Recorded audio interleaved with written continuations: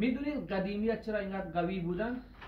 یکی از دلایلی که مردم قدیم خیلی قوی بودن این بود که این گوشت رو خام میخوردن. نگاه این گوشتی که من دارم میخورم خامه.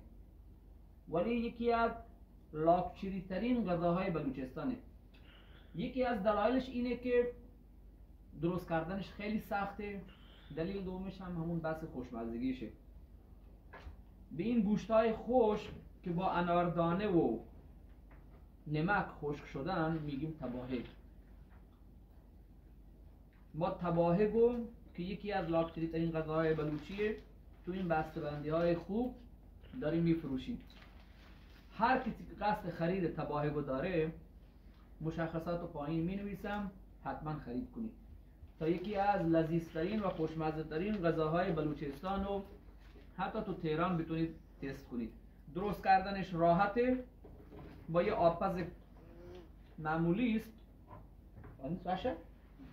ولی حیف اینو بپزید، خدایی خامش هم خیلی خوشمزه است.